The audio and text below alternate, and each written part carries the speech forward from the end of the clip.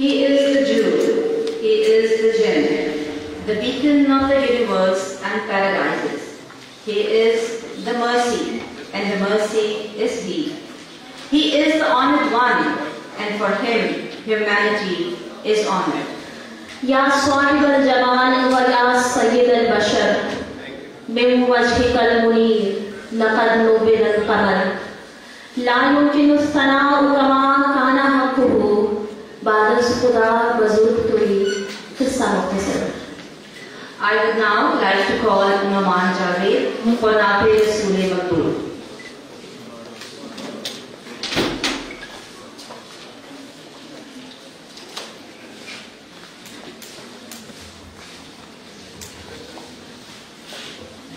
खुशबू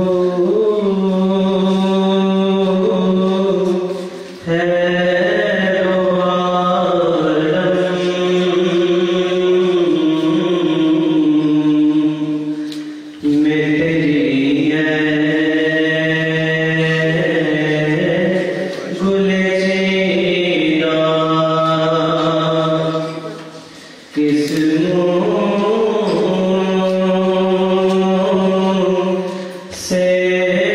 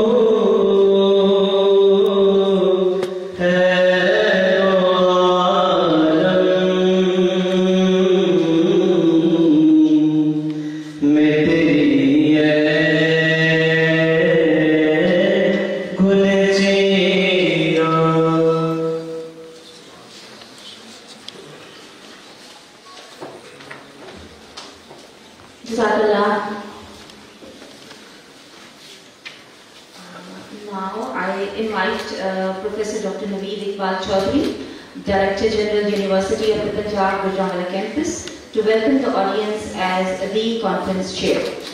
सितारे बांटता है और ज़रा तक़सीम करता है, सुना है हर मौसम में हवा तक़सीम करता है. The one and only Professor Dr. Naveed Iqbal Chaudhary.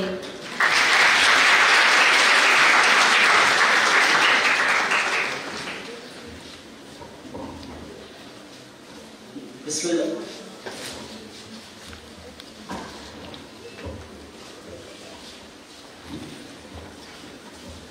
Bismillahirrahmanirrahim. The chief guest of the day, the worthy Vice Chancellor, Professor, Engineer, Dr. Niyaz Akhtar Sahab, Professor Dr. Verna Kalkulek Uluda, Rakuz University, Turkey, and two of the products of this campus, Dr. Jamshed Iqbal, University of Gujranwala, Finland, Dr. Qasim Ali Nisar, Taylor University, Malaysia, Dr. Punam Joya, King Fahd University of Petroleum and Minerals, Saudi Arabia, Professor Dr. Mudassar Kapoor, Director General Campus, all scholars, faculty members, and my dear students, Assalamu Alaikum. I welcome you all from the core of my heart at our first International Conference of Business, Technology and Social Sciences. Firstly, I do appreciate all the efforts of our conference secretary, Dr. Wasimur Rahman, conference coordinator, Dr. Muzammil Khurshid, all the members of Research Society, and all volunteer students for their efforts, because all we know that it is very difficult to organize an event like this. You require sufficient financial resources, and most of all, you require staff who show the same kind of passion and dedication as my whole staff of Punjab University Gujranwala campus has shown to arrange this marvelous event of academia. We are very pleased and felt obliged while providing this platform of our first international conference to such a highly knowledgeable audience of scholars, researchers, teachers and students to share their research ideas with the world. Alhamdulillah, in our first conference, researchers from all the leading universities of Pakistan Saudi Arabia, Turkey, Malaysia have submitted more than 150 research articles related to environmental and social governance, financial economics, marketing, innovation and entrepreneurship, organizational behavior and human resource management, arts and humanities, English literature, computer science and information technology. Under the umbrella related to the theme of the conference, COVID-19 pandemic lessons for digitalization, corporate and social sector sustainability. With respect to theme of the conference, we have arranged 2 panel discussions and also arranged 2 workshops for our potential researchers. I am very confident that this conference will open new avenues of research discussions for the upcoming researchers in the field.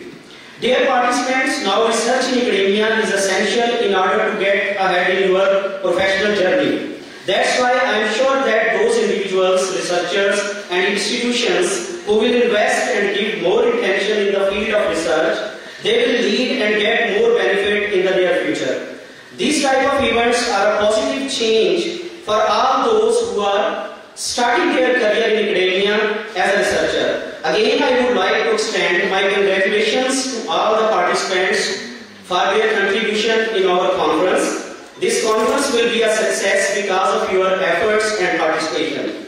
I am very grateful to all the presenters, keynote speakers, session chairs and co-session chairs, and all those organizers behind the scene, especially our students of Research Society, and all those volunteers who are helping us in arranging this event since last couple of months. Our heartfelt gratitude and sincere thanks to all our administrative employees as well. I am very grateful to the Worthy Vice Chancellor, the Chief Guest of the day, for honoring us with his kind presence. Thank you, sir. Before I leave the rostrum, I request you all to have a great round of applause for all my faculty members and administrative staff for their continuous efforts to arrange this marvelous event. Finally, I thank you all for being a part of this first conference, and with reference to its theme, I believe it is need of the time for the better survival and the development of the whole community. May Allah bless you all and all the good luck ahead. Inshallah, you will enjoy your time here and we will try our best to provide you the best hospitality. Thank you very much. Jazakumullah khair.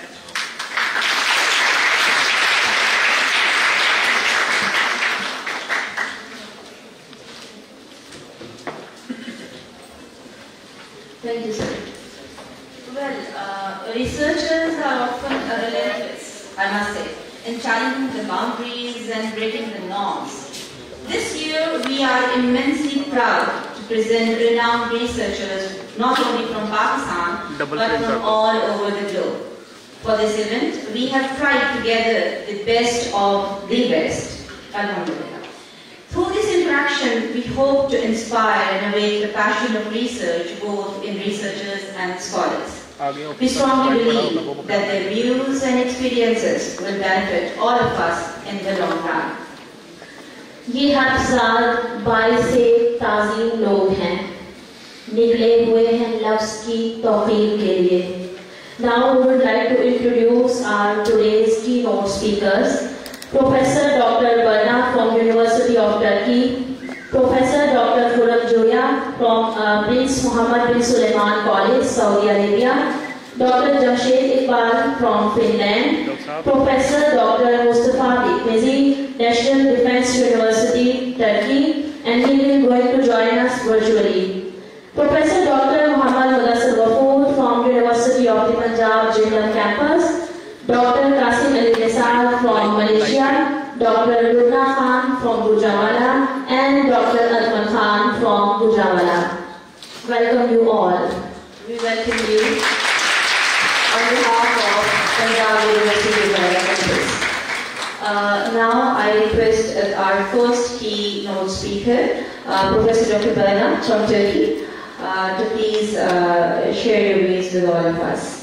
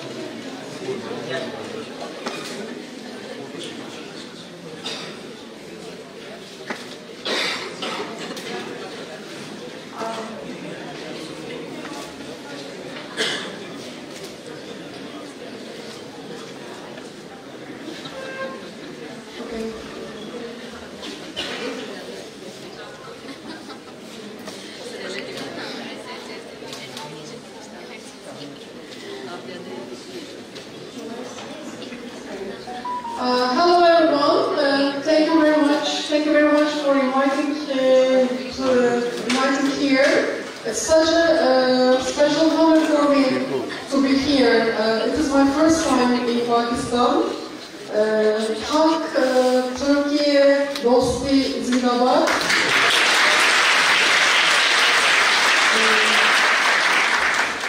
I'm a full professor at one of the famous state-owned universities in Turkey, and I used Dr. Muzamil as my PhD student. So from Muzamil, I know a lot about Pakistan, and special thanks to him.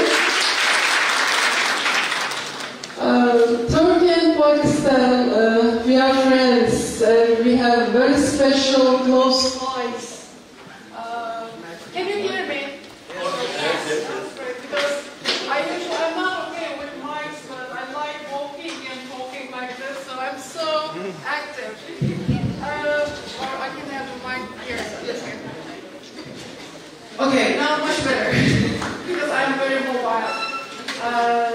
From history, from World War and from an Ottoman Empire, two countries, we are close friends, and the people, we love each other. And I know that recently the soap operas, Turkish soap operas, Ertuğrul Gazi and Hürrem Sultan and other figures are quite famous. And two countries have very deep, long and strong relations. And I am here not to only deliver lectures, but to express my appreciation and gratitude to you, and particularly to conference organizers. Let me talk about my speech. My speech is about the lessons, what we learned from COVID-19 pandemic. Actually, when we talk about COVID-19 pandemic, it was a global issue. That pandemic hit not only one single country, but many countries severely. Not only Pakistan, not only Europe, not only China, not only Turkey, but it was a global issue. And because of the COVID-19 pandemic, we learned how to communicate using online sources. Before, we used to have in-person communication, but COVID-19 taught us digitalization and importance of technology, and also we learned about remote working. Particularly, remote work has entered our lives as a new normal, and we faced with drastic changes, not only in terms of working life, but in terms of consumption, in terms of production, and in terms of how to appreciate the human relations. We didn't only learn to keep distance, social distance, or remote working. We stopped for a while and we started thinking what the life is all about. Before COVID-19, we used to work a lot. We used to maybe become workaholic, and we used to obey rules. But after COVID-19 pandemic, we learned there is another life, because we learned and we witnessed that people were dying. And it's not one or two people, a lot of people. The other years, the electricity demand, they were plus positive. Same is true for the United States, it's true for European Union. But when you look at China, China is quite interesting. When you compare the electricity consumption, you see that the electricity consumption of China is great, much higher than the other continents, the other countries, because China is a rising power and the country is very developing significantly, and because of the development, China needs great energy, not only electricity but also oil and other sorts of energy. When you look at the China's electricity consumption pattern, it also decreased, but it is not as great as it was for the EU and also for the United States. But when you look at the world, this is quite interesting. When you look at the world, you don't see any decrease. So in sum, the decline in the energy consumption or in electricity for the worldwide, we don't see any clear, significant decrease. You only see here, but this is very minor in comparison with China, EU, and the United States. That shows us that figure shows us that during the COVID-19 pandemic in 2020, yes, the demand for the electricity decreased significantly, particularly for EU, for United States, but not as strong as for China. If you look at the worldwide, the decrease is not very meaningful. Next slide, please.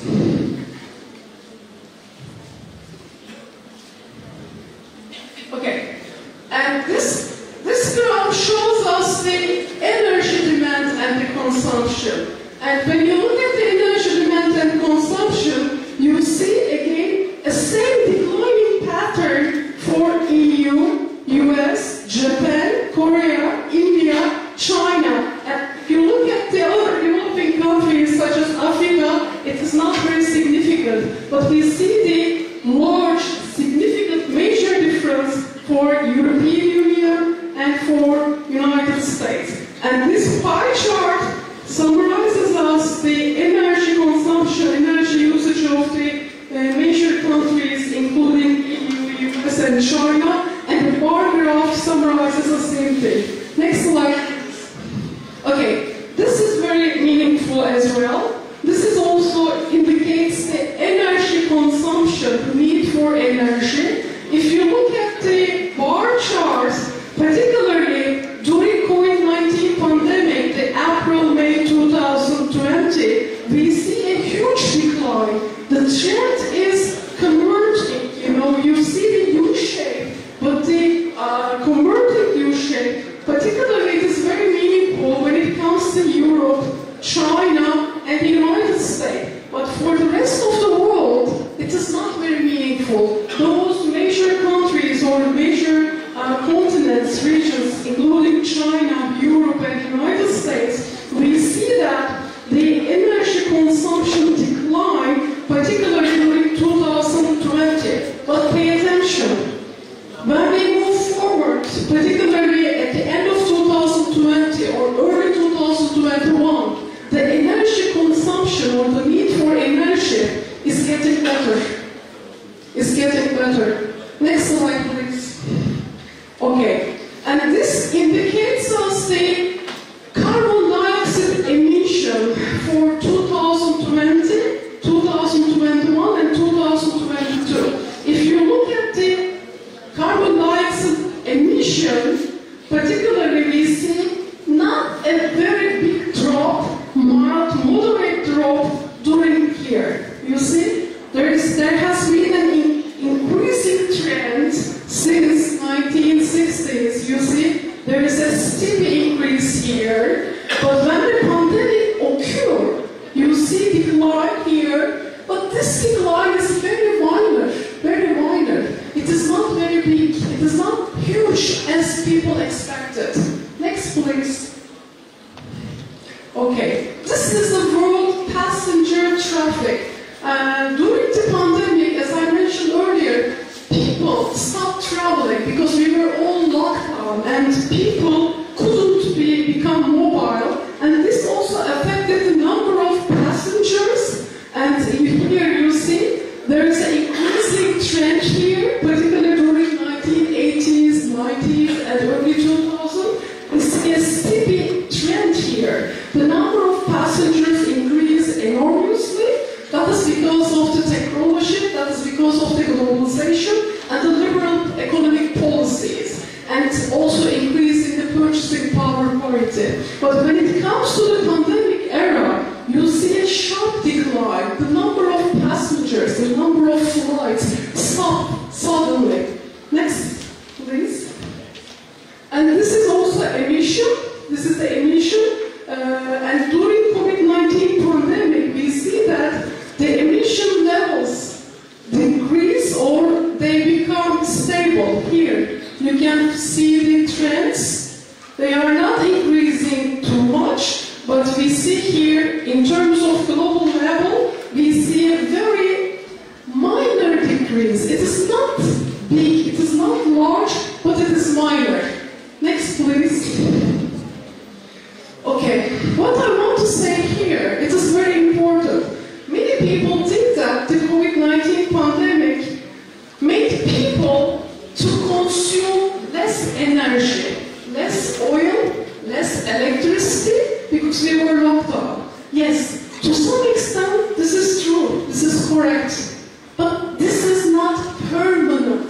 This is something temporary. The short or medium term, one might think that because of the pandemic, people become more friendly to the environment because we spend less energy, we consume less electricity, and we didn't destroy the nature, we didn't destroy the environment. That is true to some extent, but in the medium or the long run, that is not normal. Next one, please. Okay. Now, what is interesting here, that indicates us the working from home. And according to Statista, during the COVID-19 pandemic, people stopped traveling. We didn't use the public transportation, or we didn't fly, or we didn't drive our cars. We had more flexible hours, and we used to dress more casually. And also, we keep the social distance, and also our productivity decreased this time. Online or remote working didn't make people to have more productive outcomes. Unlike the expectations, online or remote working made people less productive. Because the key element here is interaction. If people do not interact with each other, if we don't see each other, if we don't communicate with each other, we don't have opportunity to exchange the ideas. Online or remote or distance learning, online or remote working, doesn't make people more productive. During the COVID-19 pandemic, people were locked down and we started working at our homes. But it didn't help us to produce more. Interaction is a key word. If you meet your colleagues, if you come together, if you talk with each other, you exchange the ideas. And this inspires the others. So some people may think that digitalization is good. Yes, but to some extent. Digitalization is not good for becoming social or for getting inspiration. So in this case, what we learned from COVID-19 pandemic, we learned to have more flexible working hours. That is something nice. That is good. Why that is good? Because before COVID-19 pandemic, because of the big institutions and the strict working life, people were somehow slaveries. I'm from the Faculty of Business and I teach my students, be creative and become entrepreneur. How can you become entrepreneur and be creative? If you don't see something new, if you don't get interaction, if you don't exchange the ideas, you cannot be creative. If you work like a slavery from 8 a.m. till 7 p.m., and then you go back home and you eat and you take care of your family and responsibilities, how can you become creative?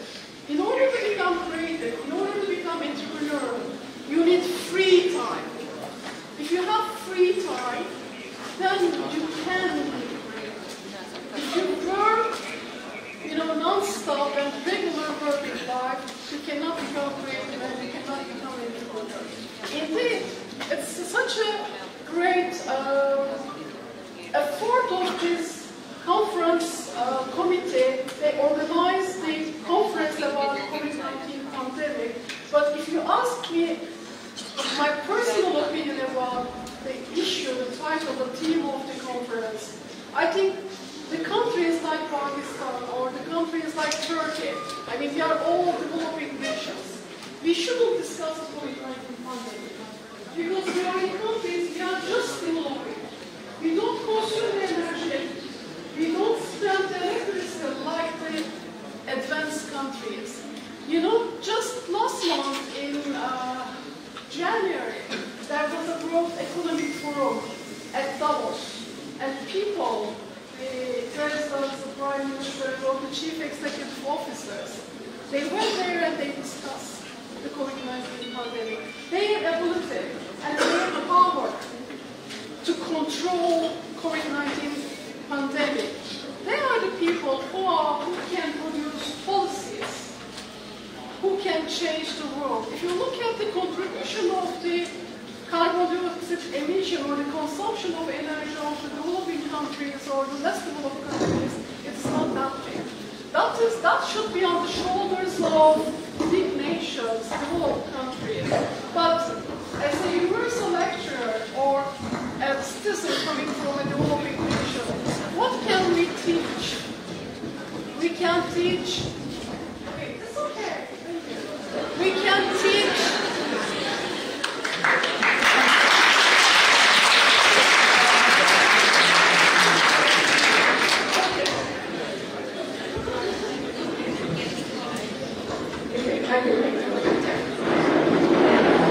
Can you hear? Oh, much better.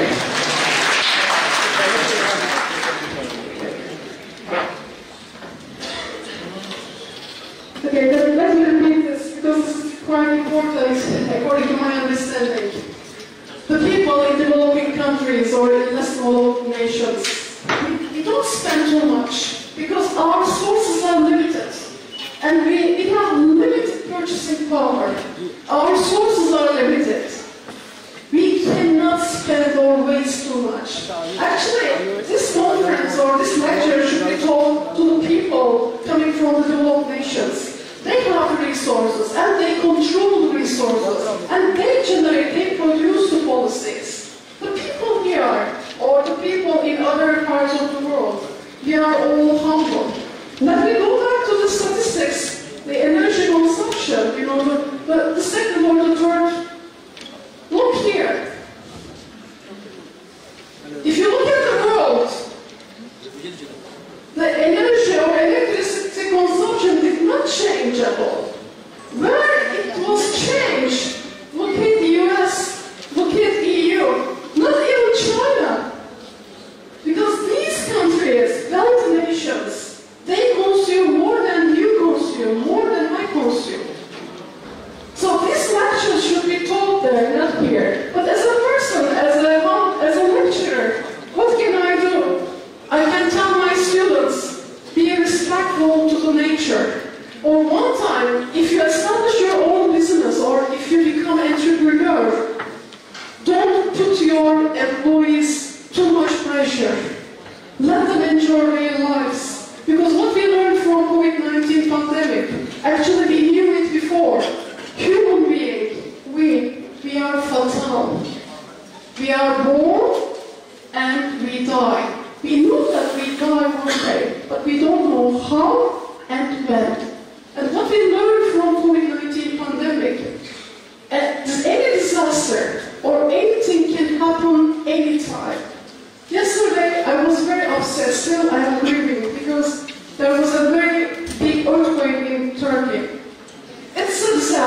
like COVID-19 pandemic.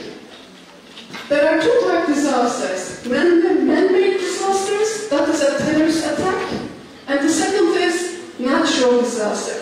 People told us COVID-19 pandemic is a natural disaster. I don't know, it's still a question mark for most of people, but there is no proof. But what we learn from disasters, you have one life, and it may vanish any time. So seize the day, maximize it, but while maximizing your lifetime, be respectful to the people, be respectful to the environment. But I think people coming from the less developed countries or developing countries, we all know this. Because we struggle, we survive our environments. And without the environment, we cannot live this. Actually, these lectures should be taught to people coming from more developed countries, because they are just given the resources, they don't know how to get it.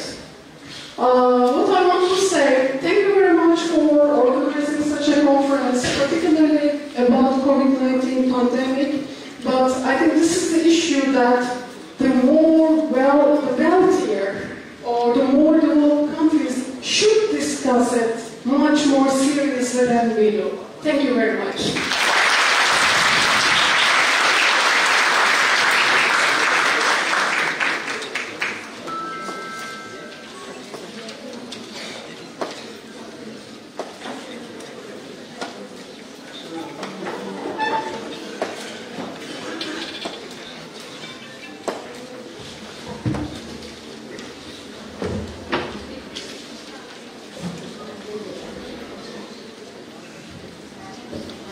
Thank you doctor बर्ना। नहीं मालूम जिसे मंजिल मकसूद अपनी, कितना बेकार है उस शख्स का चलते रहना। हम नए ख्वाब बुनेंगे नए मंजर लेकर, नए सूरज से कहो रोज निकलते रहना। I would now request the chief guest of event, the worthy Vice Chancellor, University of the Punjab, Professor Dr. Niyaz Ahmed Akhtar, to please share his views with all of us.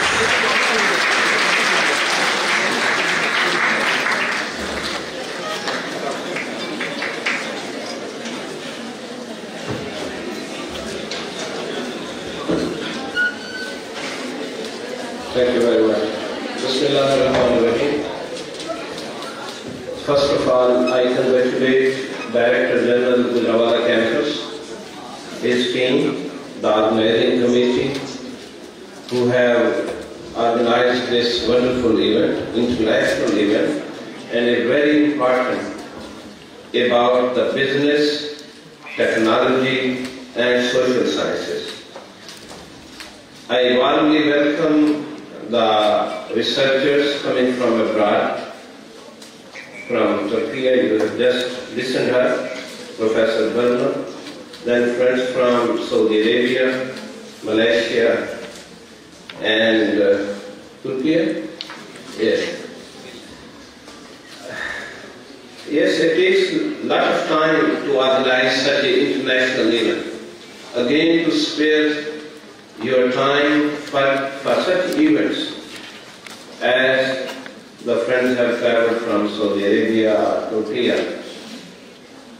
spare the time giving classes to the other, because it is the time for the semester is on, but we are grateful that our friends and researchers have spared their time for this international event, and a lot of congratulations to Gujranwala campus and the DG.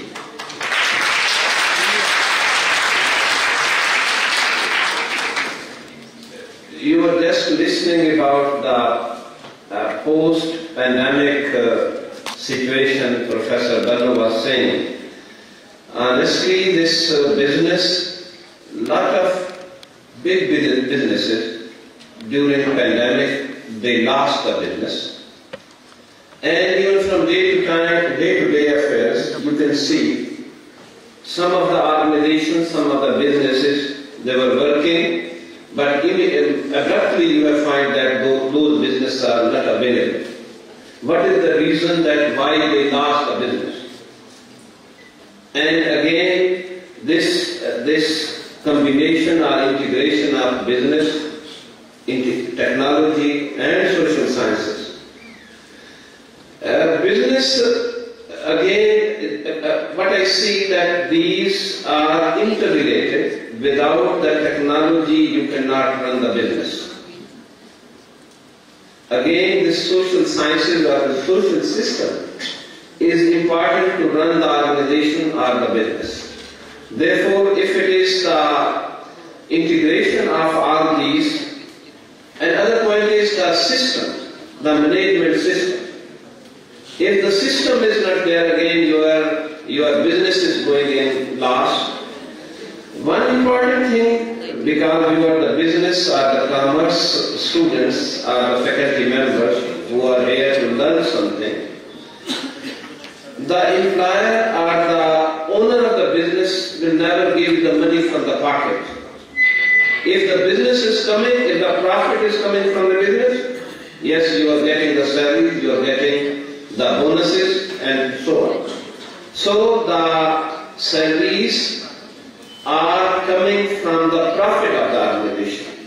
Therefore, wherever you are working, your mind, all the time this should be in your mind that your business, your organization should run in profit on the economical basis.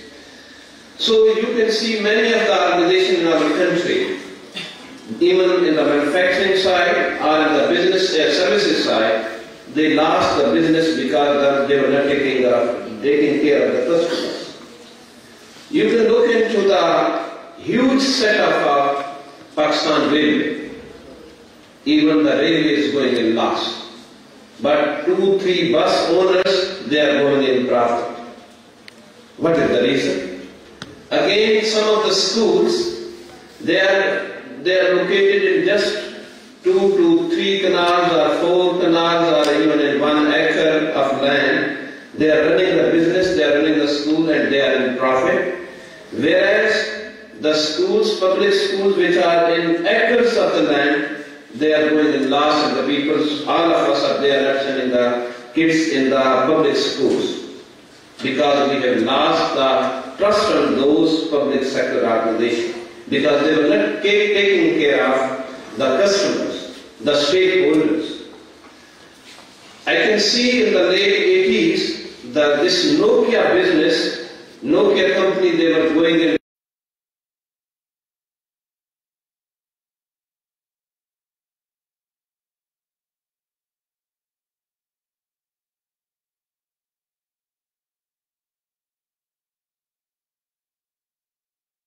this pandemic. How the technologically advanced country, how they were affected by this pandemic. What was the use of the technology during that time? What is the impact of working from home? What is the loss or what is the impact when you are not interacting with each other? Therefore, I believe these are the important platforms where you learn. But one thing, as a student, the people like you are the scholars who are presenting the paper today. I think one thing you must have in your mind, that if I am spending 1 hour, 2 hours in the class, in the communication side or in the business side, what my students or my scholars or my participants will learn from my lecture. Thank you once again, thank you very much, Professor Naveed. And I congratulate the Gujranwala campus once again. Thank you very much for inviting me in this important event. God bless you all.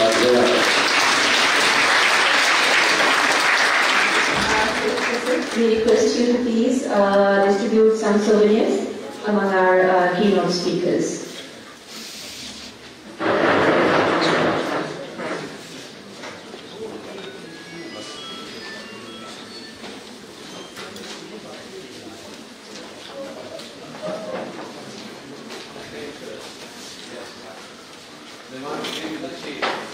I request Dr. Lubna Khan to please receive your souvenir.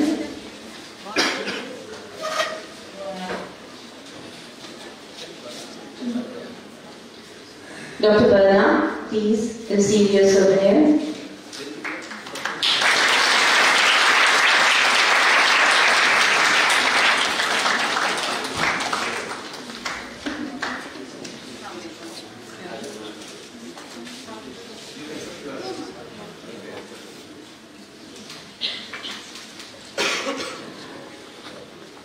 Dr. Gujranwala, please.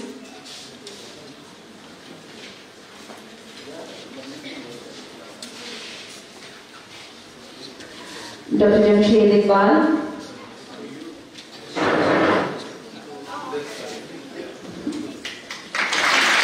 Let's give a huge round of applause for Dr. Balana, that she came all the way from Turkey.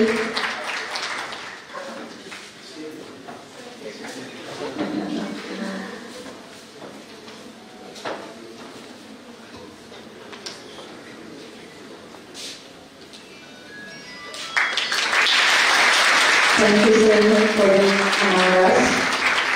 Professor Dr. Muhammad Ghafoor Sahab.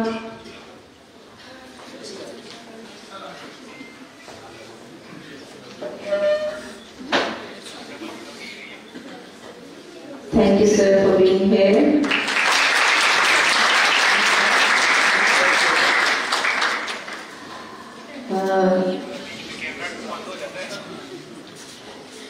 Professor Ghafoor Sahab, Director General Campus, thank you very much, sir, for being here.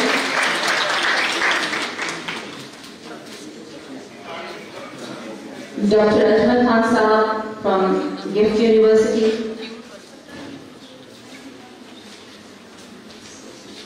Thank you, sir, for being here.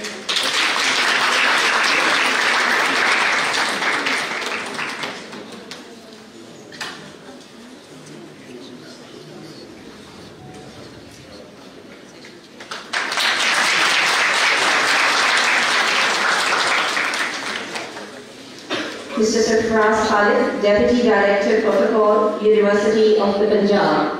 Sarfraz Sahab.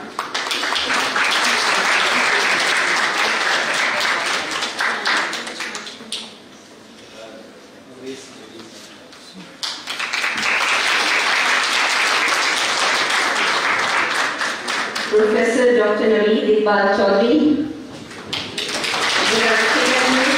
University of Punjab, Gujranwala Campus.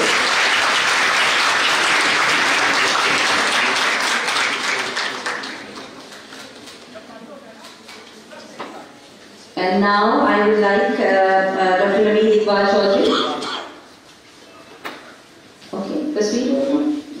And Professor Dr. Naveed Iqbal Chaudhary, please present the shield to the Vice Chancellor, University of the Punjab,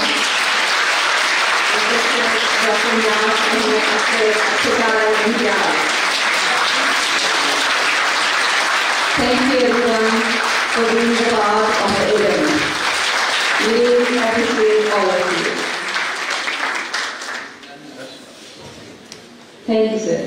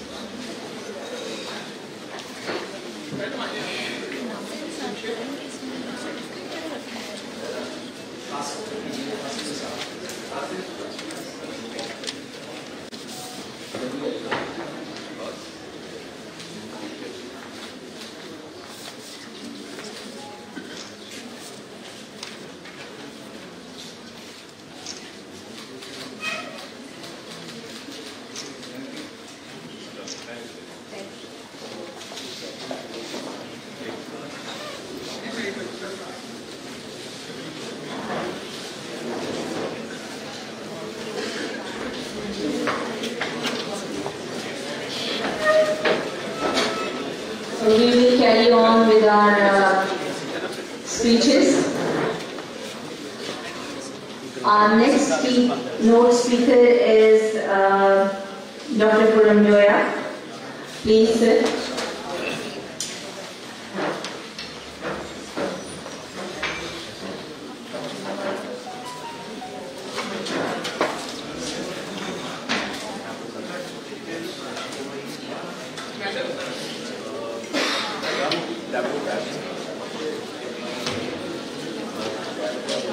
मैं देखता हूँ वो नीचे पड़ा हूँ।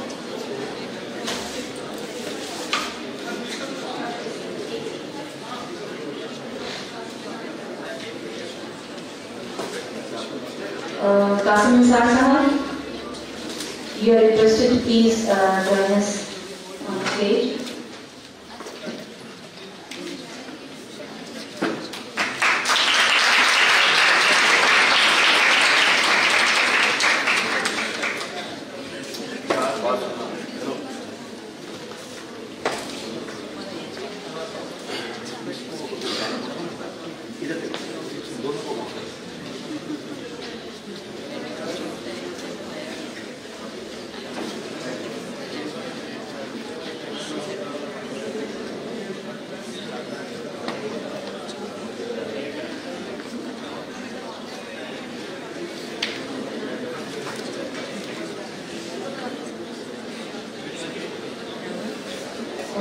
We request Madam Dr. Fosler to please join us on stage.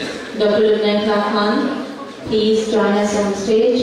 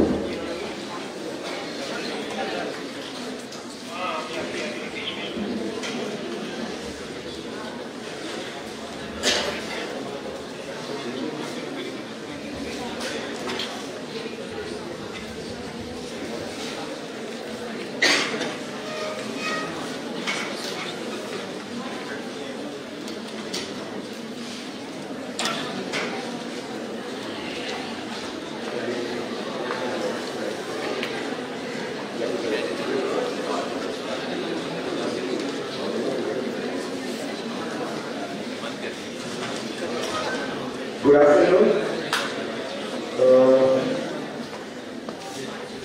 Before I start, of course, I would like to say thanks to the person previously speaking, Dr. Nabi, for the kind invitation. Actually, I am alien with respect to this domain of the conference. My background is more towards chemical science, and I have nothing to do with the business or business things. So, thanks to him for inviting me. Why I came here? Because like Dr. Varna was saying, related to different activities, science, research, and businesses in COVID. COVID was like more or less, I won't call it a blessing, but actually COVID time was good for me. I was of course abroad just before COVID and doing different things with research in my field. During COVID, I decided to come to Pakistan, and most of the COVID time, actually 2+ years, I stayed in Pakistan. And so I decided to leave things. So first thing I started to, let's say, I launched my Facebook channel just for fun, not for teaching or let's say interaction with people, nothing like that.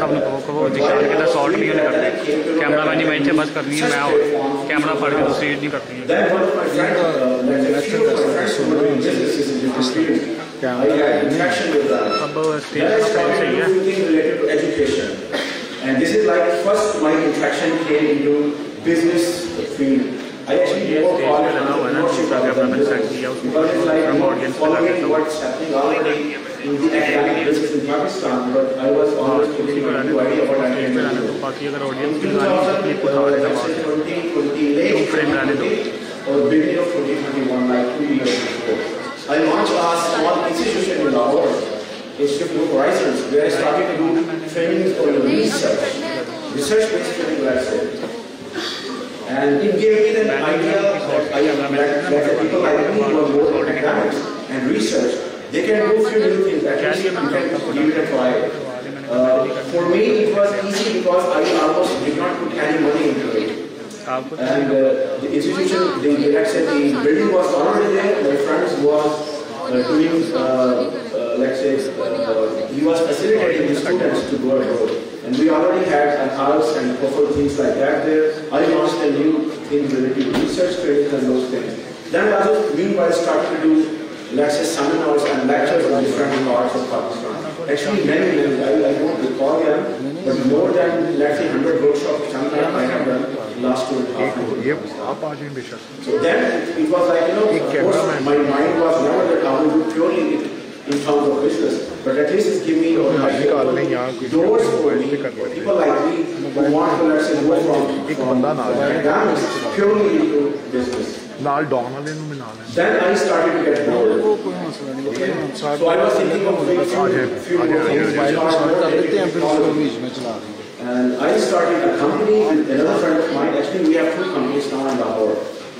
One is LabTech, another one is HSE Services. In LabTech, we are doing, let's say, we are doing testing, different testings in collaboration with industry. And industry is like money provided to us. They give us money. We have already many resources.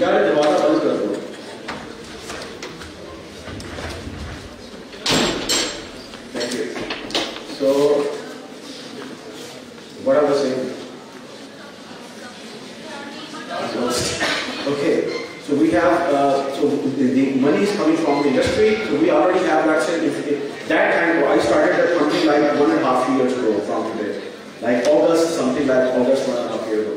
So we have money, we already have few like infrastructure there. Then we communicate with the industry, they give us money to do some project for them. In the beginning it was just simple testing of different things. Mostly related to chemicals, but of course now we have let's say slight ahead of this. So money is coming from there, it's like recycling. So money is coming, we put some money into the business development, some money into resources, salary and all those things, so it's like a recycling now. So the system is more of self-sustaining. Then we launch another one which is HSE Services. So what we are doing, we are giving services to people who want to have their own small companies, bigger companies, even industries, organizations, different ideas, things like that. Actually, we are, let's say, slowly increasing the domain of that. But again, while I was doing that, I started to know also that I loved what I was doing before, which was research and teaching. Mostly I was doing for the last 10+ years outside Pakistan. So then I decided again to go back to go abroad again, like one year or something like that. So still, because I've started already a few things in Pakistan, I'm not going to stop there. Plus, I was part of faculty at UT Lahore also. So still, let's say my feet are there still. So I am involved in research.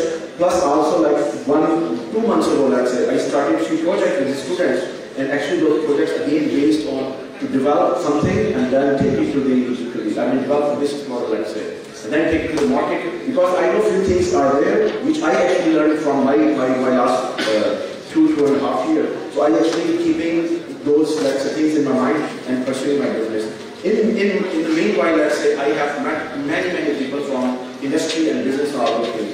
Of course, when you see people, they give you different ideas based on their education, intellect, experience, and all those things. So when I was, let's say, meeting people from industry, they always give me a different perspective, how I can pursue in my idea based on business. When I talk to technologists, they say different things. And when I talk to pure business people, we call it venture capitalists. I don't know whether you know this term or not. They give me totally different, let's say, idea. So I was confused because my education is nothing to do with business, I told you already. So then it's like taking information from here, then at some stage you have to let's say when you want to go ahead, you have to make your own idea based on different things what you hear, and then you have to take your own call. So I did it exactly like this. People were saying to me, you have to see the things in the market, demand is by all we know this rule. But what I learned until today, I'm actually against this rule. And how this thing came into my mind, it coming from Uber concept or cream concept. If you go back 4 or 5 years back in Pakistan, we never need a cream, we never need an Uber. We have rickshaw, tanga, whatever you call it. And we can easily commute between inside the city, let's say even outside the city. Uber and a cream came in, and they give you a luxury that a driver is there, a nice car is there, he will pick you from your doorsteps and drop you wherever you want. I mean, drop you even, let's say, close to the bathroom, something like that, something like this. There was no need of this. So this idea was against that idea demand and supply. This is what I learned from the concept. But it gives you a luxury. Filling the existing facility, it gives you a luxury. Talking to me? This is confusing. Okay. So this is how I also started thinking about, it's nothing to do with what is demand of the society. It should develop a product and make it in need or demand of the people. And of course, thing has to be something new, something innovative or something like that. I will give you, when I will come to after this and like my perspective, I will show you different technological things which I'm trying to do or developing in Pakistan, and you will see most of them are totally new things. So I have no competition in the market for me. So I feel like I'm more than a king. Even within the company which I developed based on education, because I am doing foreign scholarship trainings, and there is no one in Pakistan who is doing this based on business. So I have no competitor in the market. So I feel like I'm a king, because king in a sense that I can ask my client what help I want to have from them. And because I have no competitor, so they cannot easily bargain with me by saying, oh, there is another person who is doing in this much money or this much package is there. So I will keep on, let's say, taking my own way of doing business in technology, but of course, like I was talking to Dr. from Harris College, I am very open, and I of course want to discuss with people more and more. Hopefully 2 days I will be here, so of course I will discuss with them, and I'm very open person, student or researcher can talk to me. I can share my ideas with you also. Even if you are, let's say, new in the field, it doesn't matter. Sometimes, while infections, it may benefit me, it may benefit you, or it may benefit both of us. Things like this. So very briefly about how I see academic and technology entrepreneurship. First thing, while I was sitting, I was writing a few points. For me, very important thing is, before even doing business or entrepreneurship, or even any job, I think it's very important for new start, let's say youngsters, to know who you are and what you want to do. It's better to know your personality, what your personality is. If someone asks me, I always answer, I love talking. I like to talk. Best job of business is for me is what?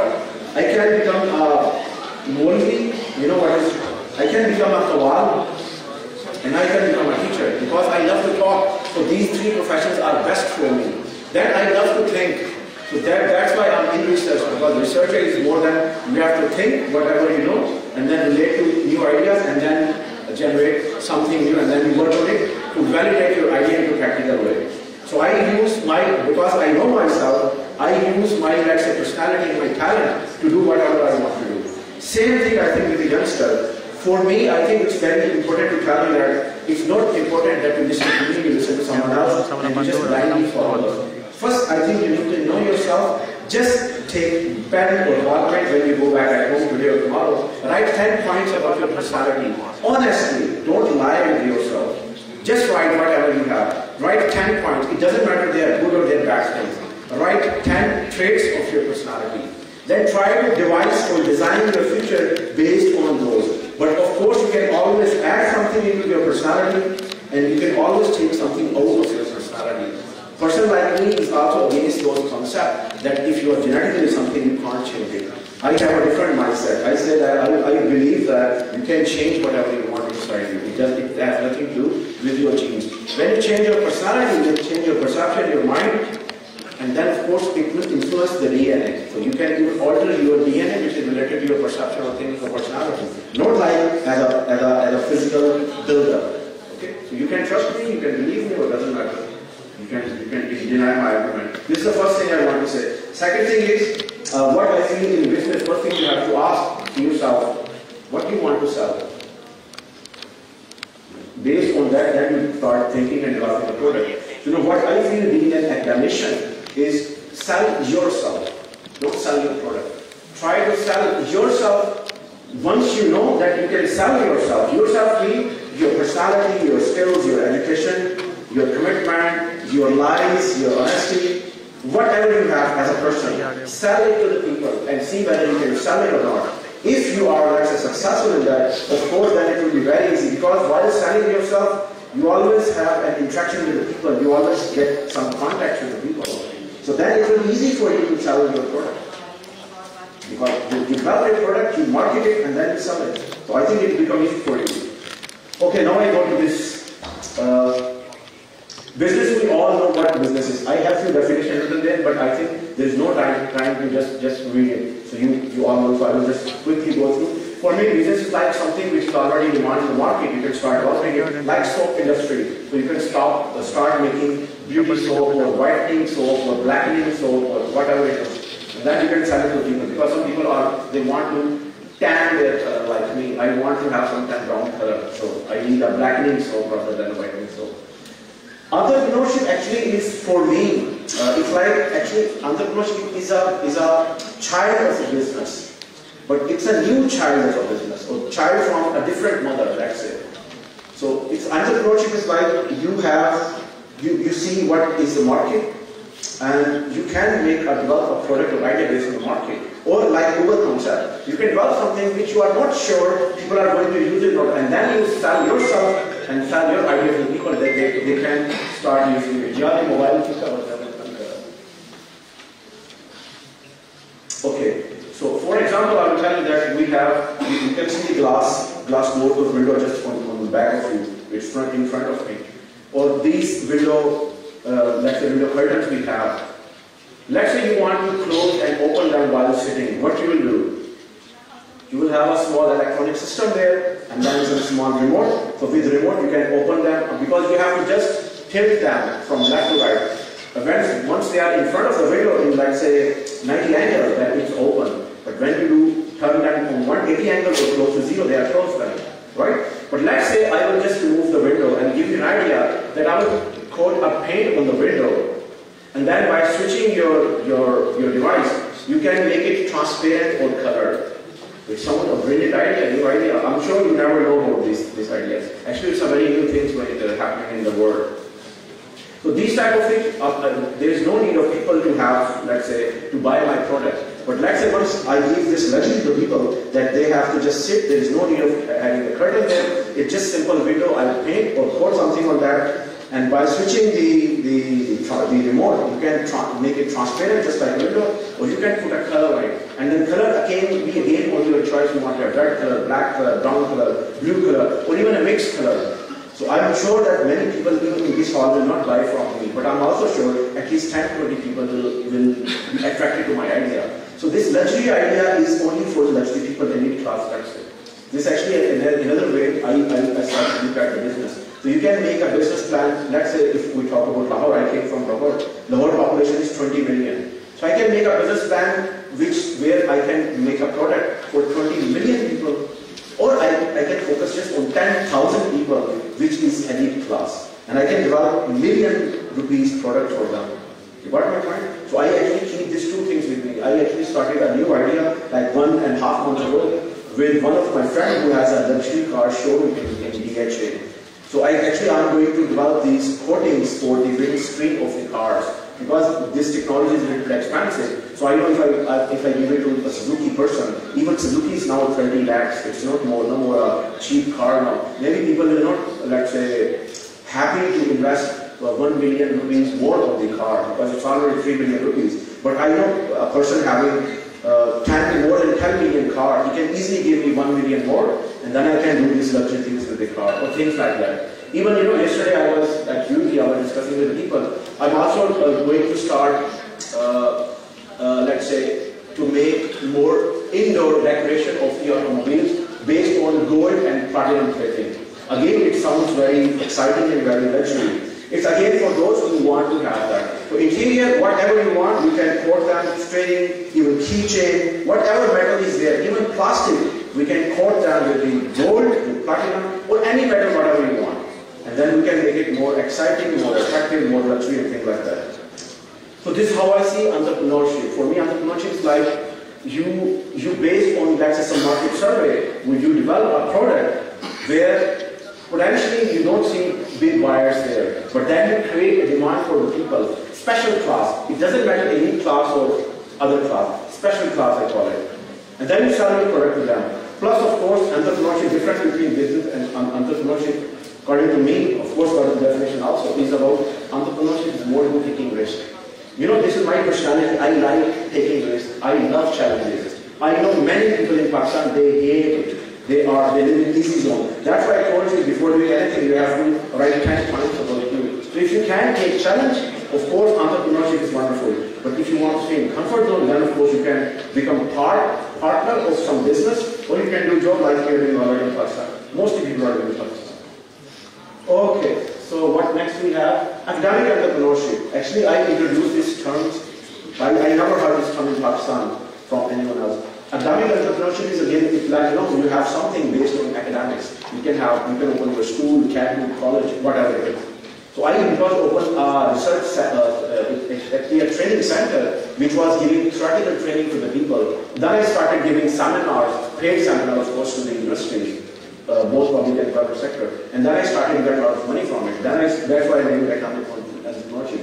Actually, you know, the idea was new, and it was like a given try. I wanted to see what is the demand there. And very soon I came to know the people really demand it. That's why I launched it, and I named it as economic entrepreneurship. But of course, it's not like someone has to create exactly the idea what I have. Of course, there's much room to have new ideas, and then you can do new, or you can have new academic-based entrepreneurship. In technology entrepreneurship, because my main, let's say, education is technology, I'm a chemical scientist, I told you. So I started to now, let's say, last 6 months, year and between 6 months, I started to move more toward it. Actually, you know, 4 years ago, I wanted to do an electric car project in Pakistan. Actually, it was solar. I call it SHE, S-H-E, Solar Hydrogen Electric Car. Hydrogen is my field, my research area. And of course, a little bit solar cell and all those things also. But I got some, let's say, some group of few students from electrical department.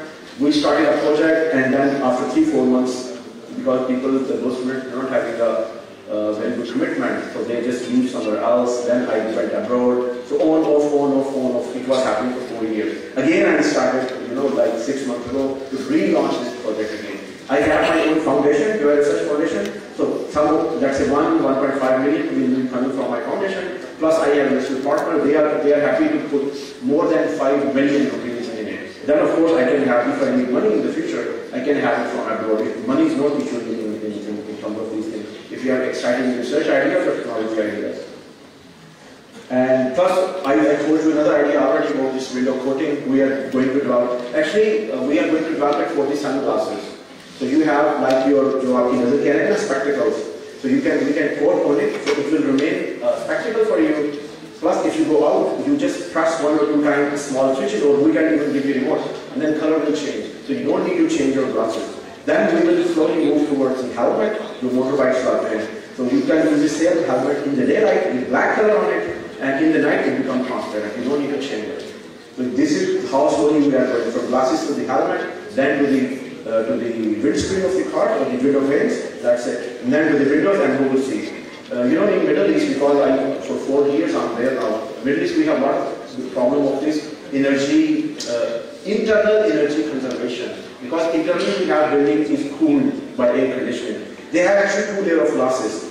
Sometimes 2 layers are next to each other, sometimes we have 1 layer, and then there is another glass layer which is in the corridor, which is 5 to 10 feet away. But still, a lot of heat energy is coming. So then there is a compromise between the internal cooling and the external heat. So if we put color, this type of color on those windows which are on the outside, they will of course block, first they will block UV. And then of course they will block many portions of the visible light. And then of course less heat penetration will be inside the building by those 2 layers. And then internal cooling, the loss of the internal cooling will be minimized. And you know, for one building, it can save in terms of annual more than $1 billion for them. just for the heating and cooling system. Okay. This is like I already told you a few things. Why I, why I still want to continue that. I have a position in Saudi Arabia. I'm a professor there. I'm head of an institution, also a research institution. But still, I want to stay like 30-40% into entrepreneurship and business because I love doing new things, taking challenges. It gives me more freedom, more career there. I love traveling also. So it's like based on what I like to do. That's why I'm doing it. So I think business or entrepreneurship is more about giving you liberty. You don't have to be just one person, which I know in many Asian countries, Pakistan, India, and Bangladesh, we are like this. I see, especially I know in the private sector, it's like this. You have to be yes one. And many bosses, I know even in the public sector, they don't want to listen to you. They have their mind, and whatever the way they want to pursue, they pursue. Only few bosses where they have put in their own money, they are really open to listen to you. But if your boss is a salaried person, he will be totally focusing on, let's say, not going straight from the path, whatever he has in his mind. So in that way, he is not opening or learning, but let's say, the other negative thing is, he is blocking you also to expand, to learn, or to excel. This is the beauty about, I think, business and especially entrepreneurship. If you have your own money, but 3-4 people are doing entrepreneurship, and they have their own money, then you have freedom. You can have your, let's say, office or business development center, even on the 10th floor, or on Minare, Pakistan, 10 feet underground, wherever you want, you can have it. Or even in the nest of eagle, you can do that, wherever you want. So this is like, I feel like attraction or attractive about entrepreneurship. Then what we have, 5 minutes doesn't have also. Well, I can take that as a one. मैं तो बात ही नहीं बोल रहा मुझे आप share दे मैं सोचता नहीं इसको अच्छा ये मैंने बात की थी आपको what you can sell थोड़ी देर पहले बात की I think the first thing is do you believe in yourself or you can sell yourself I know I can sell myself means I have skills let's say I can drive a car at 180 km/h and no one in the hall can do that then I have a selling point you got my point आप में से कोई भी तेज गाड़ी नहीं चला सकता मैं चला सकता हूँ मेरे पास एक सेलिंग पॉइंट आ रहा है मैं आप लोगों को उल्लू बना सकता हूँ आप नहीं बना सकते तो आई another selling point whatever so this is like you have to know yourself then you have a selling point once you have your own selling point then of course you can use those selling points you can base your entrepreneurship also based on your service in service, you don't need to have to develop a product. You just need to have office, and then you, let's say, market your service, whatever service things you are going to provide to people, and then you start doing business. Then, of course, more is like technology and entrepreneurship is actually more like having a product. So you can develop a product, and then you just need to market it, and you can also sell if you have some design or some idea about some technology. You can sell your idea also. अच्छा ये सारी चीजें ना patent भी हो सकती हैं आपको मालूम होगा पेटेंट क्या होता है You can sell your intellect also. Actually patent is based on intellect. So patent is like you protect your intellect legally. So no one can steal your idea. Let's say मैं आपको एक idea दे रहा हूँ ठीक है मैं नहीं चाहता मेरी मर्जी अगर आप उसको implement भी करें तो मैंने क्या किया होगा मैंने उसको already patent किया होगा So if let's say you want to utilize this idea, you can't do it without my prior permission. Otherwise, I will file a suit against you. बाहर बहुत सारा होता है लेकिन यहाँ पे भी ये चीजें हो रही हैं. We have IP office already in Pakistan, Lahore, Islamabad, who are doing this to protect your ideas. Business plan आपको मुझसे ज़्यादा मालूम होगा इसके बारे में. I don't need to go into the details. These things. I already told you that entrepreneurship is for me is more like your personality, your lifestyle. It's not like only your learning. ये सिर्फ copy paste नहीं कि आपने साफ सुथरा apply कर दें ये आपका पूरा एक लाइफस्टाइल है जो बनता है या नया लाइफस्टाइल ऐड होता है जिसके चेंज होता है सिर्फ different pros and cons and challenges है आई थिंक सबसे बड़ा challenge I think the biggest challenge in entrepreneurship is how you make और convince someone give you money on your idea so HEC is already doing this. I know that a few days ago there was a session going on in Punjab University on campus where HEC and in collaboration with them, they were giving 2 million rupees each lakh for a successful business idea or business plan, something like that. मैं भी ना अगले साल launch कर रहा हूँ इसको अपने इदारे के साथ. And hopefully we will also give from our institution at least 1 million rupees to a successful business idea. I'm very much इसके अलावा मैंने प्रॉपर्टी का बिजनेस स्टार्ट किया रिसेंटली पाकिस्तान में 6 माह पहले. I'm also investing with few people with money there. Again, क्योंकि मैं सिर्फ मनी अपने लिए नहीं कर रहा. I want कि मैं मनी जनरेट करूं. Also for my let's say from the research foundation where I got the research foundation जो लोग काम कर रहे हैं, I give them the salary. मैं उनसे पैसे नहीं लेता बल्कि उनको देता हूँ आने के. Mostly I have MPhil and PhD student there. I also started 8 months ago a project with UT Lahore also. There were 15 students at UT Lahore and UTKS also. So actually I'm doing many things. Or I don't know some of the money is keep on coming. So let's see how things will go. अच्छा थोड़ा सा मैं 2 minute इन्होंने 2 minute कहा था 2 minute खत्म हो गए 2 मिनट और दूसरा तरफ कि I will just want to share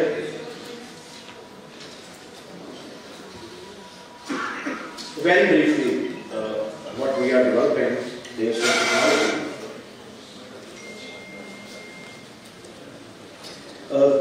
Almost 9-10, let's say before last Ramadan, during that time, a person from Chinchi का जनरल मैनेजर हमारे पास आया हमारे in our office in Kent. He discussed with us. Our company also is also an issue is licensing authority. हम licence भी दे सकते हैं दूसरों को, ठीक है? तो हमारे पास already वो certification है. They came to us and asked us, can we give them Euro 2 license for the Chinchi exhaust? Chinchi आपको पता मुझे नहीं पता यहाँ में नहीं लगा बहुत ज़्यादा है.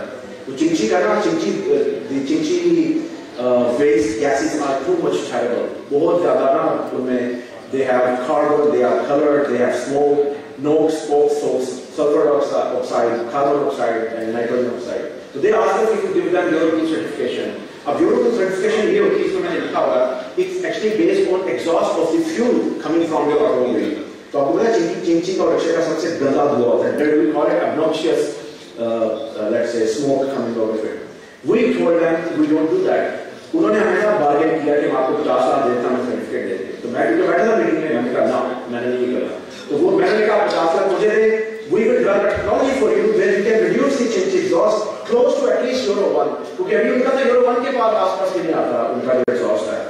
तो उन्होंने कहा how ये possible है कि मैंने उनको ये idea दिया कि we can develop a catalytic converter for you which is again based on my research which can reduce the मेरे पास ना मोटा सिटी है गाड़ी उसके अंदर ना इस तरह के 2 catalytic converter लगे हुए हैं.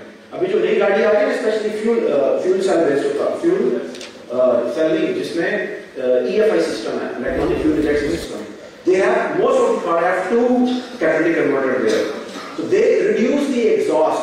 So COX, NOx or SOx they let's say they split them apart and release simple gases which are less or least toxic for the environment and for what they do.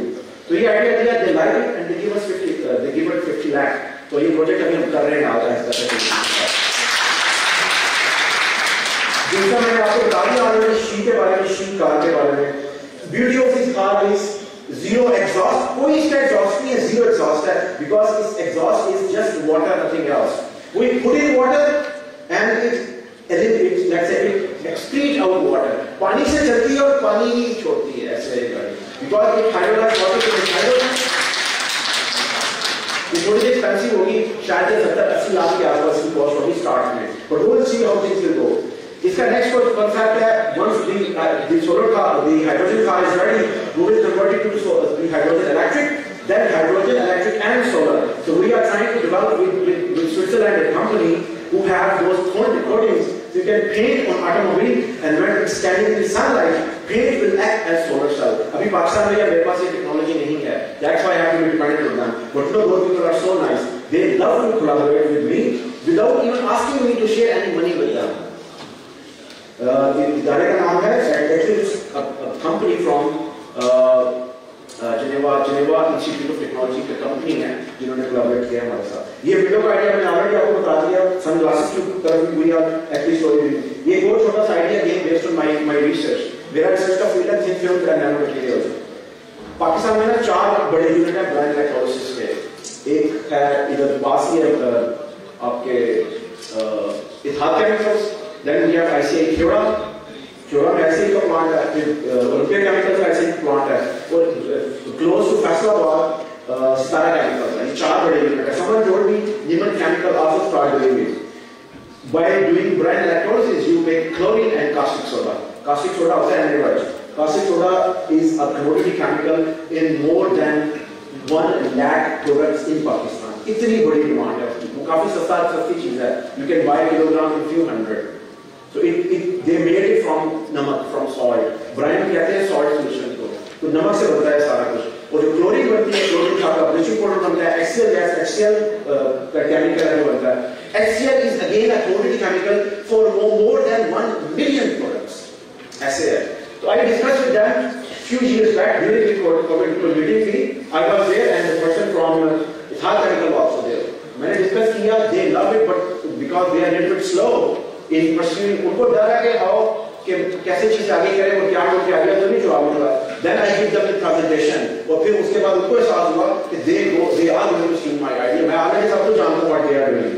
So maybe in the beginning they take it a little bit easy, but then they अभी चीजें चल रही हैं, money is no issue. They can invest huge money of it, huge money in your project. अभी सिर्फ उसका problem चल रहा है कि on what terms मैंने finish कर दिया, on what terms we are going to start it. So let's see, I'm very much hopeful. वो नहीं देंगे, वो क्या कहते हैं, तू नहीं जोर से. तो ये थोड़ा सा मेरे फाउंडेशन के बारे में no night time to cover से, लेकिन हम काफी चीजें कर रहे हैं. ट्रेनिंग अभी शायद एंटरप्रेन्योरशिप की ट्रेनिंग स्टार्ट करूं, टेक्नोलॉजी एंड सोशल. ये कुछ मेरी लैब की चीजें हैं, लैब में कुछ ऑलरेडी चीजें हैं मेरे पास. ये जो रेड कलर के 3 इंस्ट्रूमेंट है, we are going to buy them. तकरीबन एक इंस्ट्रूमेंट ना 8-9 करोड़ का है. तो मेरे पास इतने पैसे नहीं हैं अभी, but I know how to arrange that. It's no problem, no issue. और ये उसका लैब का जो हमने रेनोवेट की लास्ट ईयर, उसका पिक्चर नई पिक्चर मेरे पास नहीं है. You can just Google it if you want to see. और व्हाट यू नो, मैं इनके रिसर्चर हूं बेसिकली. तो I have travelled in many countries. मैंने 15-20 मुल्कों में तो काम किया हुआ है, यूरोप में भी, अमेरिका में भी और ऑस्ट्रेलिया में भी. So whatever मैंने कुछ रिसर्च की चीजें आपको बताई नहीं है, but when I go to chemistry conference, of course I discuss more research. So these all people in countries, research labs, funding agencies, they you know I will always be grateful for them. कि उन्होंने हमेशा मुझे पैसे दिए हैं, they trust on me. Of course I deliver also. That's why they keep on giving me money. But of course without the platform we cannot do research and we cannot do anything. And thank you very much.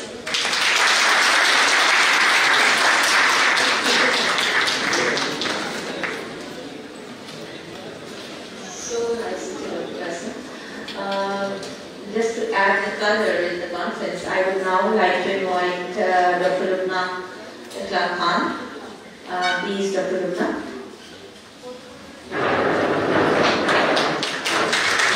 Her study and research is very interesting, and she will herself tell about her research. Dr. Lubna.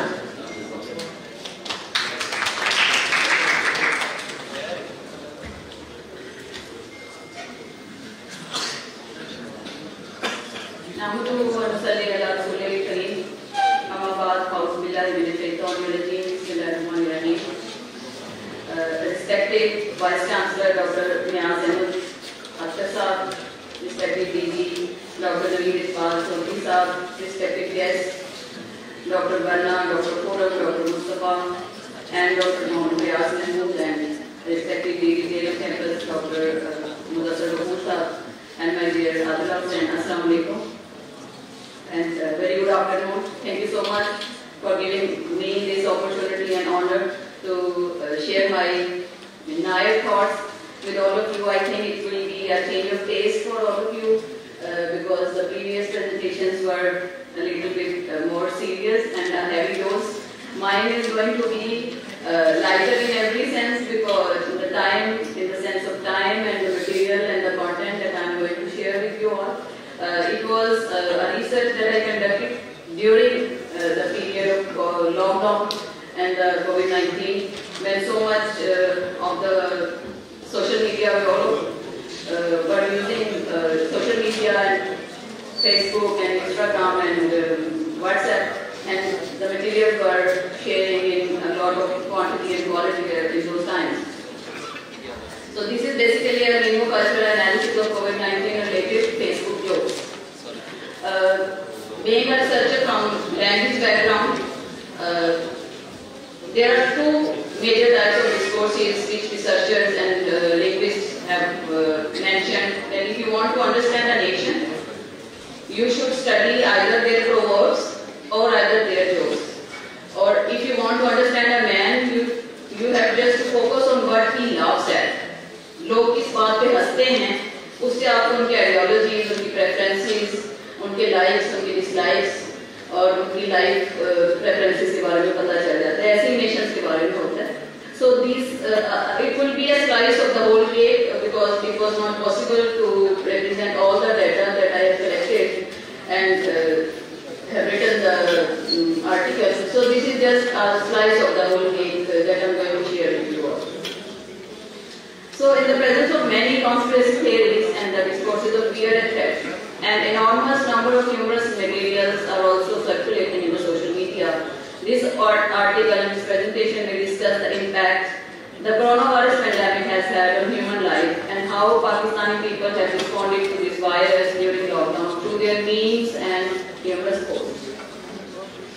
The research questions were: how does humor on social media depict the culture-specific concerns of Pakistani people regarding COVID-19, and how do the social media jokes represent the public views, beliefs and reactions to COVID-19.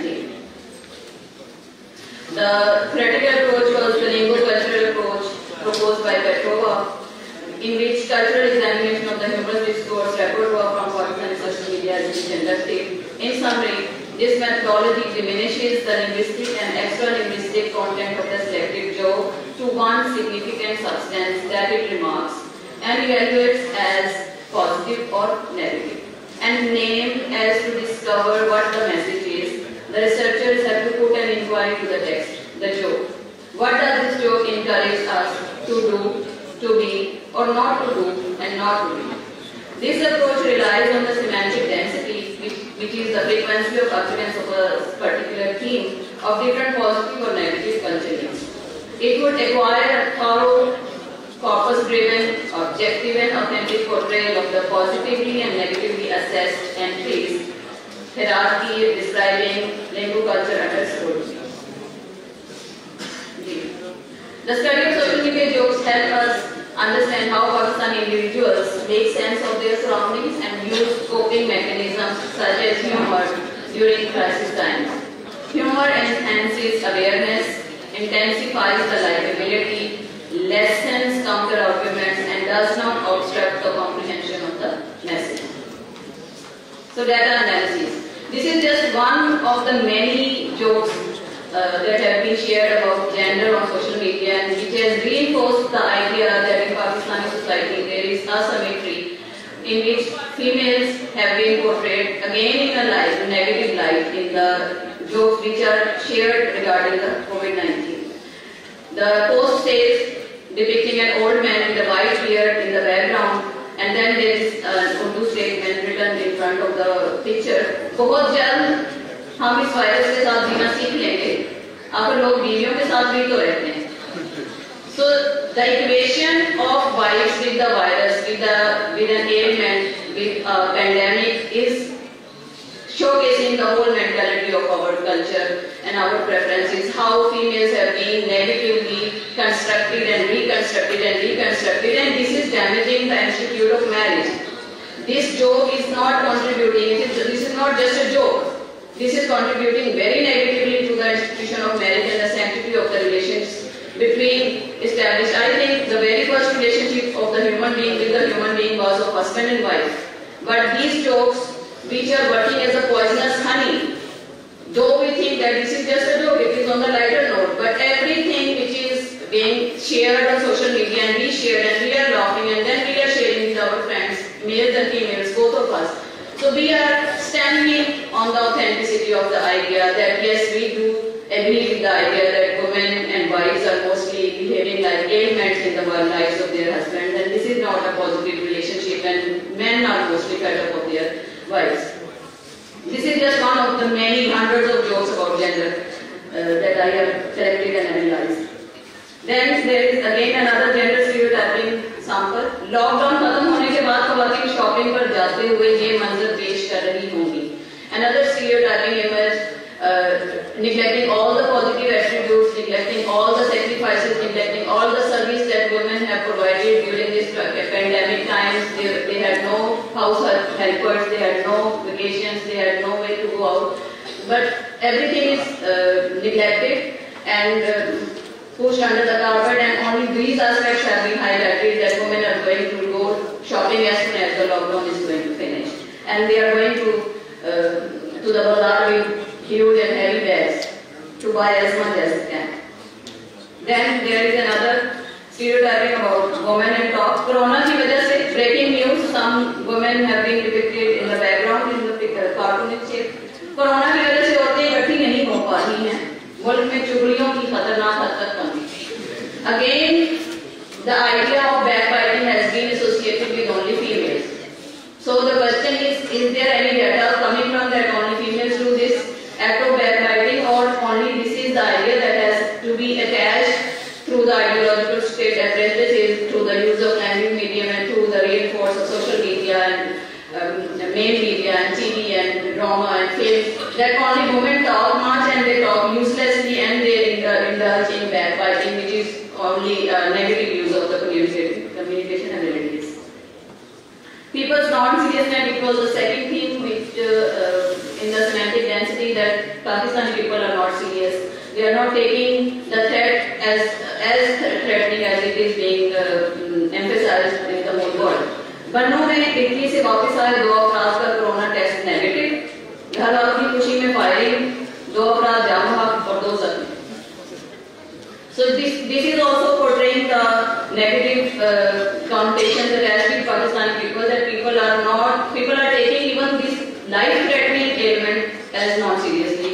That if वो corona से तो बच जाएंगे, लेकिन जो corona से बच के आया उसका टेस्ट नेगेटिव हुआ, उन्होंने उसे खुद फायरिंग के दौरान हलाक कर दिया. So when these things are shared and we laugh at these things, the point lies over there that we are taking this non-serious depiction of the life-threatening ailment and pandemic in a very non-serious manner, and this is depicted in our humorous discourse.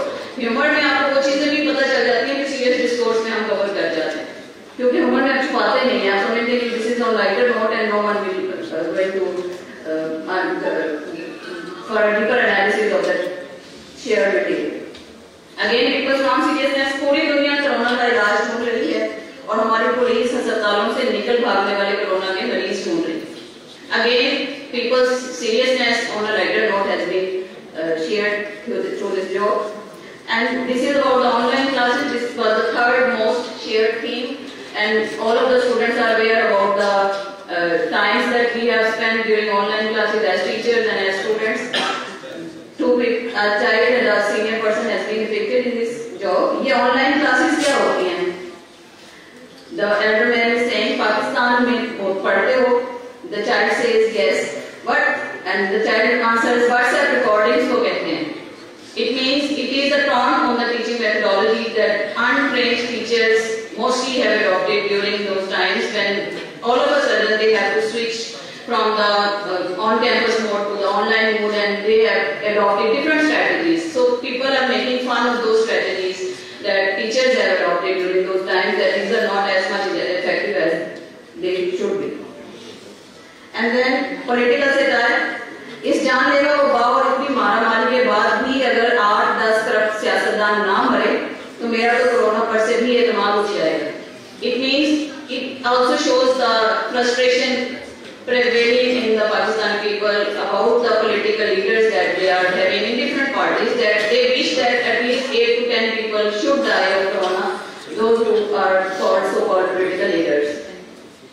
And then there is a policeman who is beating a person who is violating the lockdown, and then there is the tagline says, it means that if you want to get this treatment, you just have to come out of the house and a policeman is standing over there to treat the people who are violating this rule. Population increase, because all of the people were staying in the houses, so there was a prediction there will be a minor baby boom in 9 months, and then one day in 2033 we shall witness the rise of the quarantines. Instead of teenage people, we will be having quarantines, the generation that will be of 18 years old or 19 years old in 2033. Shopping during lockdown, breaking news, बाजारों में राष्ट्रवाद corona virus दाम घुटने से हलाक. It means people are severely violating the rule of staying crushed. And this is a negative characteristic of Pakistani people, that they are not abiding by the rules. Overeating after we exit from coronavirus. How are we going to exit from that door? This is again on a lighter note. Yes. This is again on a lighter note. They are mentioning the overeating habits and people are getting a lot of weight. China is responsible for this coronavirus. This was a conspiracy theory, and I don't know how much truth it was, but in the jokes it was frequently mentioned. अभी तक corona सिर्फ China की वाहिद product है जो reliable और guarantee शुदा है. It means again a hint towards China that maybe there is some conspiracy created in China which is the main cause of this coronavirus. So conclusion, reinforcing Petrova's assertion, whatever appears important for our wishing and willing, our hope and anxiety for acting and doing that and only that receives the stamp of further meaning. The hierarchical arrangement based on customary semantic density in a descending order has provided an insight into Pakistani society's matters of concern during COVID-19. Findings: the highest dense culturing consists of the memes about gender. The second and third categories target the people's non-seriousness about the precautionary measures and the online classes respectively. Satirical posts about political figures and geometrical discrepancy, and in the fourth position, the aggressive role of police coupled with the expected population increase has taken the fifth position in the hierarchy. The sixth category is about the masses' tendency to shop carelessly. The seventh category comprises self-depreciating memes, followed by the eighth category about overage. Memes about China being labeled as the creator of the virus have taken the ninth position, and the post about the ethnic slur come next. The least dense category consists of the post about the hype created by the news channels. This hierarchical arrangement of the semantic densities has revealed real-life situations and concerns and doubts and belief systems of the current social media users in Pakistan. The need of the hour is to employ content creators to come up with the comic but creative memes and jokes to condition people, some conscious, to be more careful about their health. And this is all about today's presentation. Thank you so much. Thank you, Dr. Ranna. I would now like to call Dr. Ashman Khan to please share his views briefly said in a few minutes.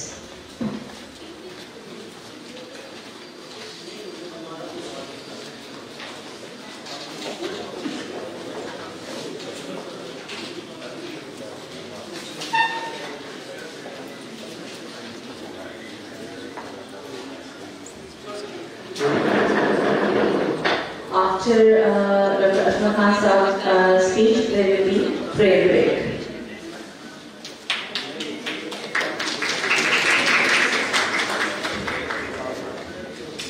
During conferences and talks on corona and the COVID scenario, there are two species that are usually neglected, the teachers and the students. So I'm going to talk about the problems that the teachers and the students face during this pandemic, and what lessons we have learned, and how can we plan if another bout of this malady occurs. So I'll just speak for the calculated 7 minutes lead. The global pandemic of coronavirus disease hit economies all over the world. The world's people were nowhere near the expectation of such a massive onslaught of a virus. Life came to a halt, and so did the world economies. Pakistan was no exception. All walks of life suffered from massive unemployment, food shortages, uphill dareness, and downhill physical and psychological health. The pandemic has significantly impacted education in Pakistan, leading to several academic challenges. These include the increased use of technology, new modes of teaching and learning, maintaining and improving education standards, job security, and health issues. When the pandemic started, the institutional administrations ran from pillar to post to buy necessary equipment and internet bandwidth. While the students felt bewildered and surprised, and sometimes relieved as well, the universities busied themselves with revamping their learning management systems. In Pakistani academia, the most popular learning platforms were Zoom, Microsoft Teams, Google Classroom, etc. The students were asked to stay home and connect with these internet-based learning platforms through electronic devices. The students looked up to the teachers for all solutions, and the institutional administrations looked down upon them. Because of the limited technology bandwidth issues and lack of dedicated programs in homes, there were a lot of problems. The first impact of the situation was the disruption of classroom instruction. Because there were no prior teacher trainings, the sudden shift to remote learning left many teachers, especially those from humanities, out of the scope of online environment. Since there were no securities on the part of the government, several institutions decided to cut the cost by disengaging the services of the teachers. The idea behind such decisions was the possibility of accommodating a larger number of students in online classes by merging the sessions. What the higher education authorities failed to notice was the mere fact that quantity always adversely impacts quality. Because there was no prior planning for such an adversity, the institutions under the orders of higher education authorities decided to establish a semblance of regular classes by making the teachers remain online for most of the day as if it would mirror their physical presence on campus. This is what Dr. Gujranwala has also pointed out, that by making the teachers, making people stay rooted on their tables for most of the time would become counterproductive. This blurred the difference between work and home life, and the simultaneity and superimposition of domestic and professional responsibilities caused further stress to the teachers, who felt overloaded all the time. It is known that such stresses increase the susceptibility of the human body and make it prone to diseases like COVID-19. Statistically, for the record of the Institutions and Education Commission, education continued uninhibited during this period, but the reality was quite different and exhibited itself in the coming semesters. Only now, after 2 or 3 semesters on campus, the dust has started settling. This disruption of on-campus classroom instruction resulted in a special loss for the slow learners. They would often be at a loss to connect technologically as well as psychologically. As a result, they started lagging far behind and found it very difficult to catch up with the rest of the students. It impacted their results and CGPAs, bearing a stigma on their future employability.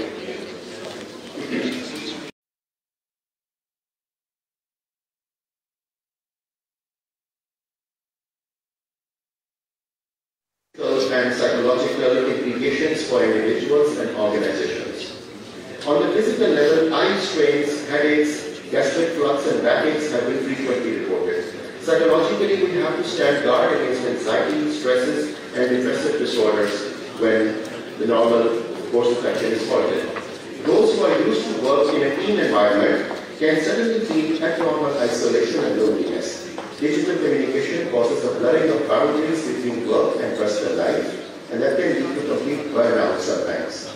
Thus, frequent personal or virtual presence of all stakeholders must be arranged. The team leaders should be checking in on each team member to ensure that their off-campus experience is safe and healthy. Thank you very much.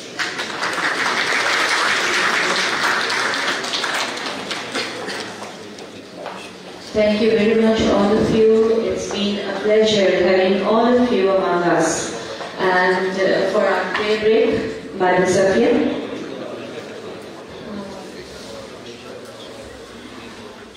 With this, I would like to inform all my audience that our 40 minutes prayer break today. Now and after that, after the prayer break, we will have 2 rounds of panel academic research sessions and a workshop with Dr. Barna.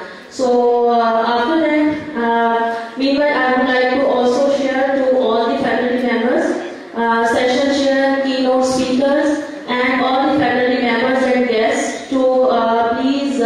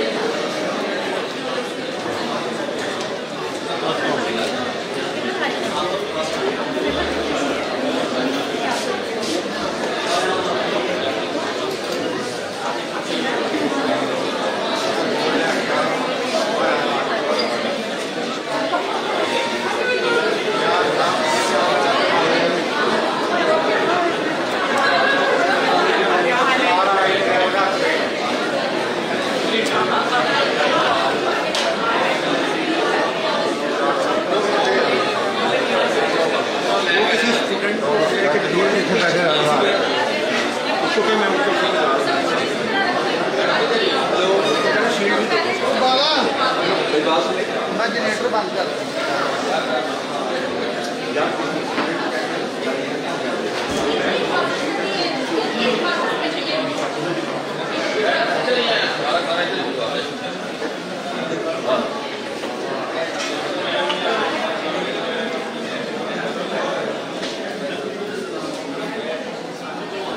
जो madam का shot है ना वो light के बाद